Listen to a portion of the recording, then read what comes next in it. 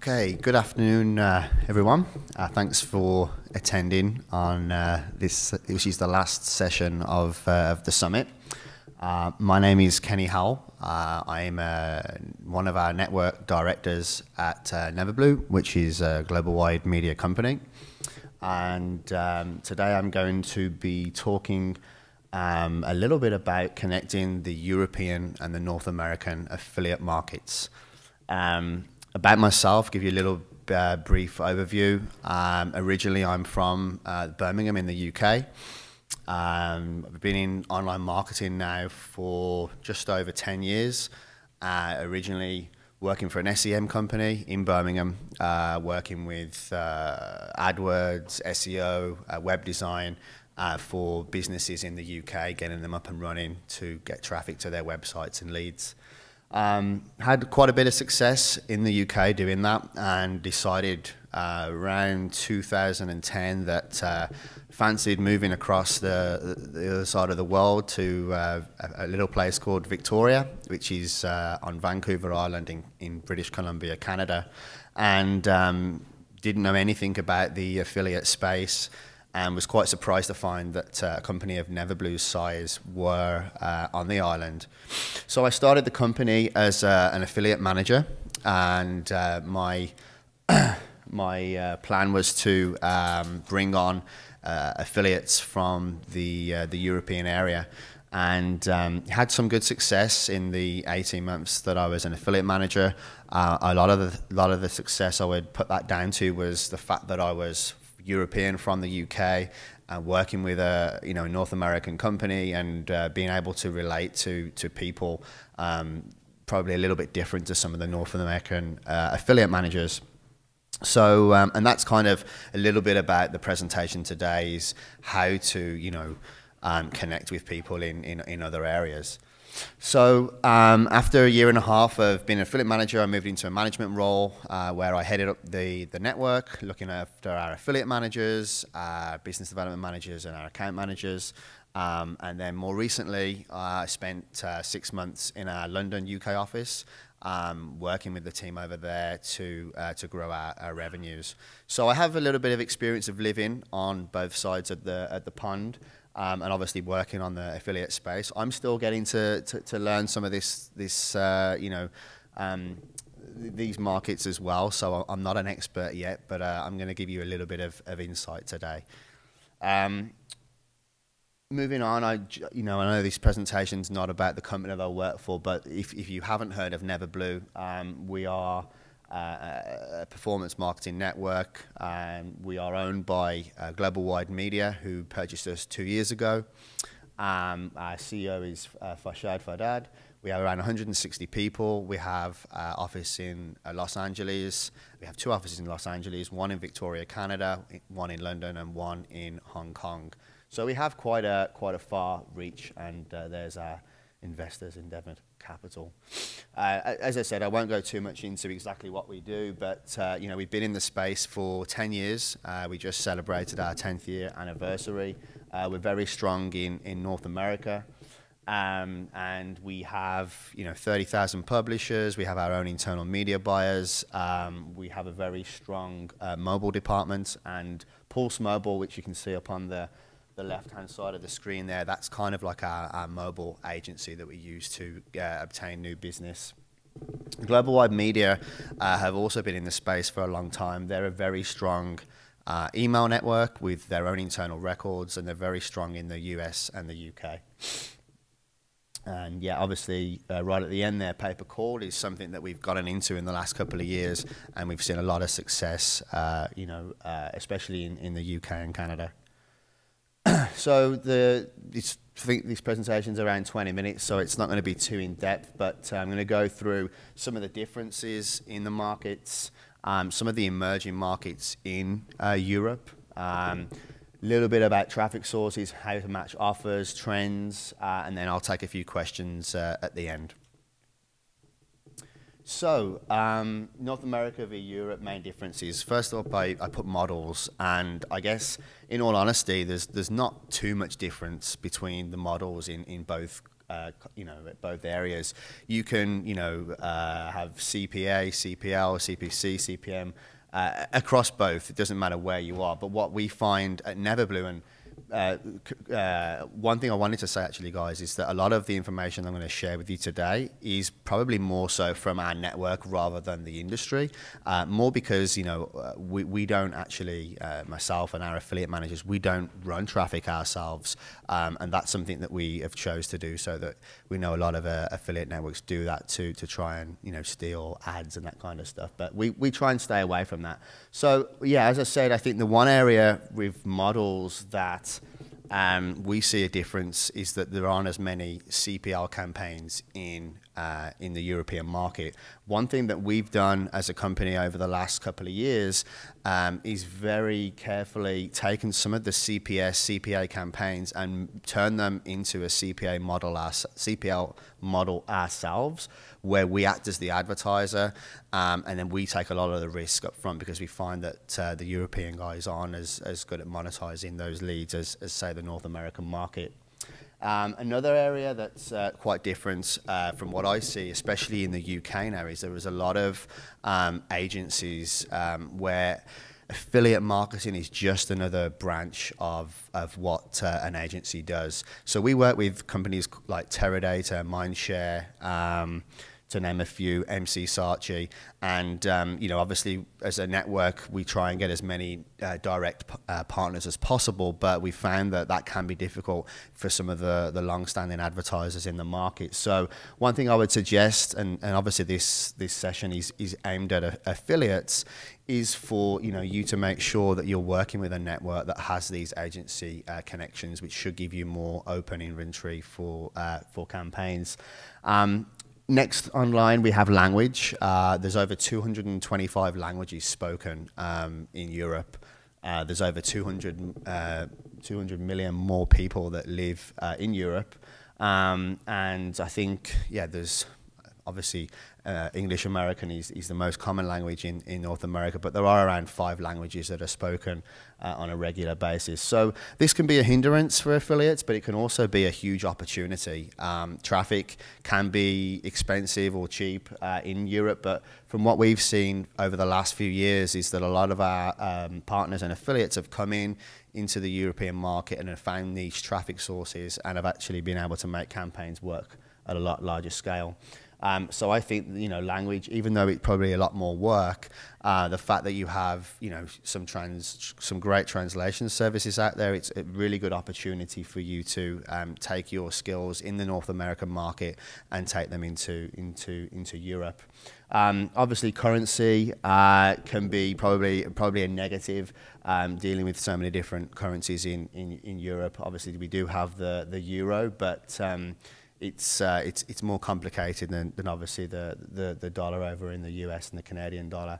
Localization is something that obviously is very important. A lot of advertisers that we see that are based in North America trying to break into the European market forget a lot at the time about localization. We had a pay-per-call campaign fairly recently where the IVR on the campaign was in was an American accent, and it was a UK pay-per-call campaign, and the advertiser was like, oh, don't worry, I'm sure that the campaign will convert just as fine. And obviously it makes complete sense that, somebody in Birmingham, England, for example, when they go through the call, that some American answers the phone, they're not going to feel comfortable with that situation. So I think it's very important, whether it's pay-per-call or landing pages, that as an advertiser, you learn about the country that you're trying to sell in. And I know that it seems like basic stuff, but on regular occasions we see this mistake made by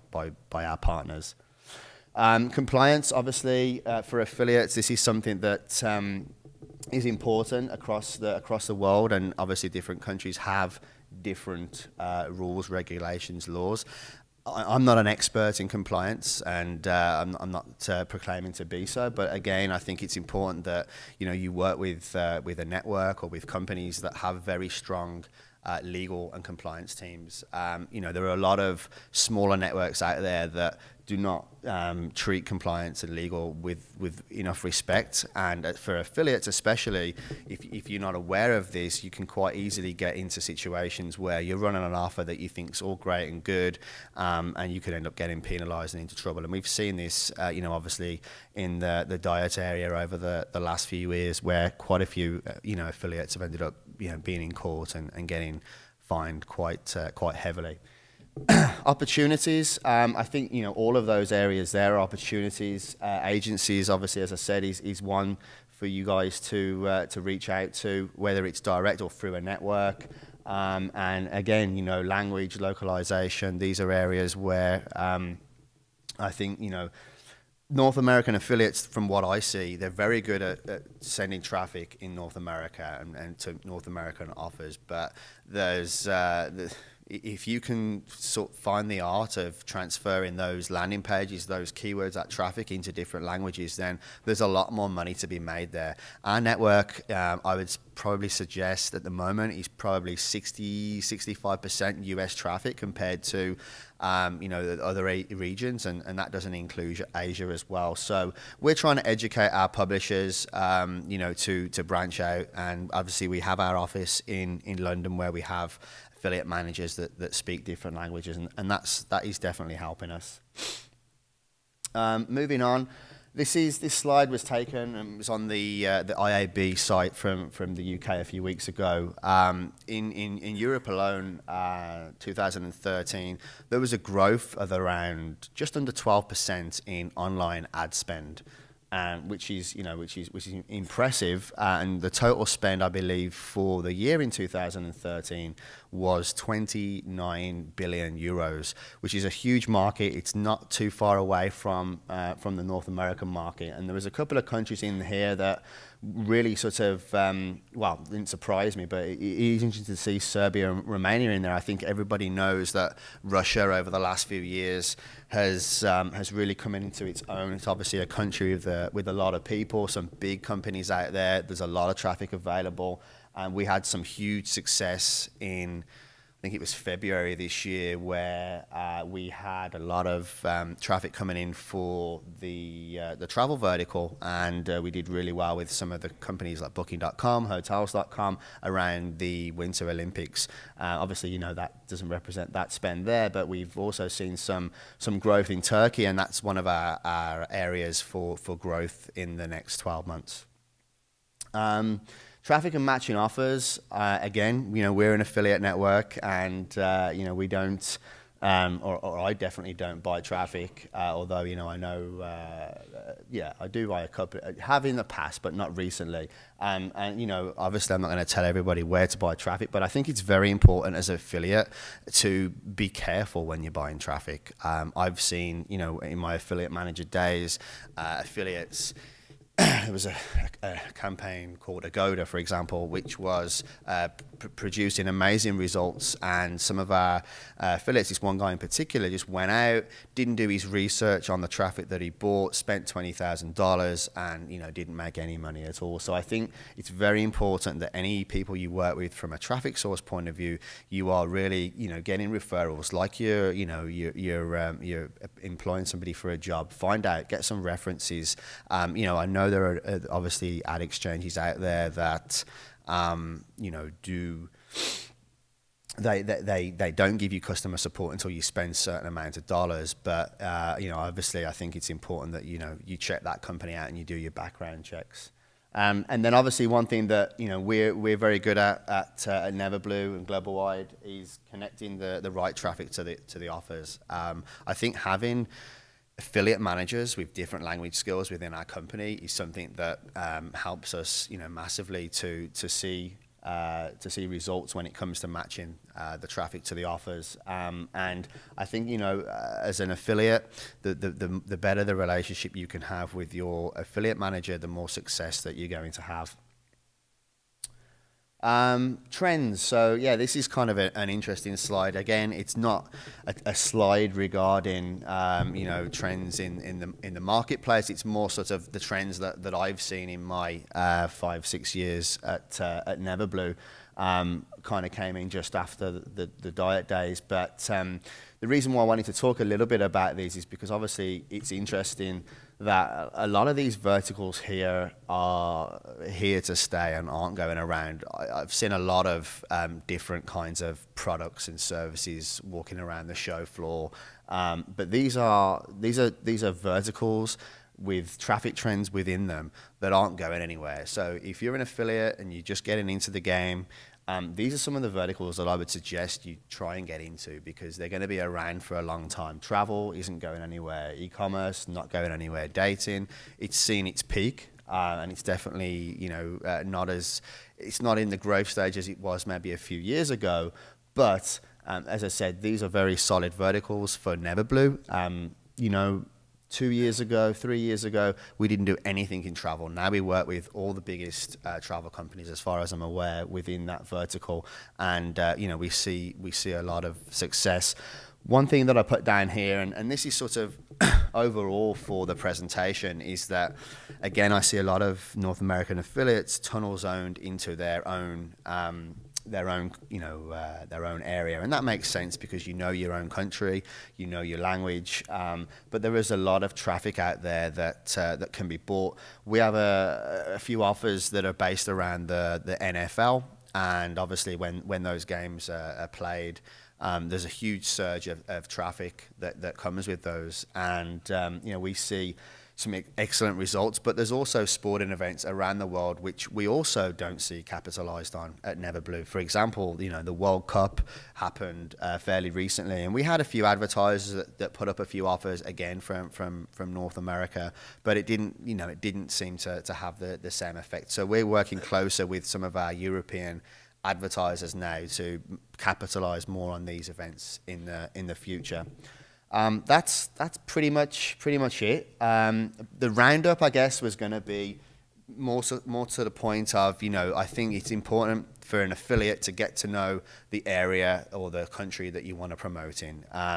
You know, obviously, you're probably not going to learn all those languages, but having a contact in a country would definitely help, and just thinking outside the box, not expecting whatever works in North America is going to work in France or in the UK, because it doesn't. But as I said, I think there's a lot of opportunity for affiliates outside of North America and Europe. So that's it. Are there any questions? Sure.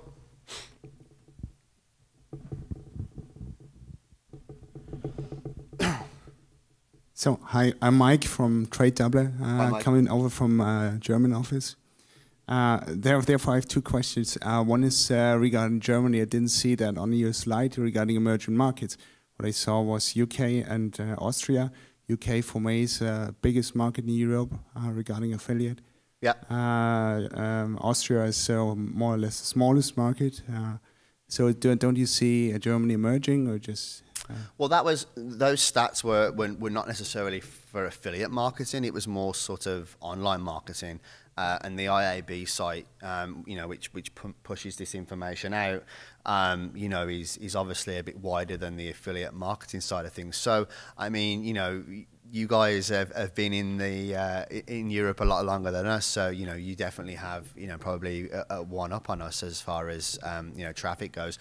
I just pulled that stat, and you know, from our point of view, we know that that's where we're seeing some growth. But it's interesting to know that that's what you see. Sorry, I needed to ask that question. Yeah, that's fine. So, secondly, what I was expecting coming over to New York was as well finding maybe a big interest from as well merchants as well affiliates to get ground into the European market. Mm-hmm. After these days, I have a little bit the feeling that this market is so huge that everybody's so much concentrating on the American market. So, I mean, how is this actually out of your view going on to be? Is this more or less melting together in the future? Is interest rising, or is it simply as it is?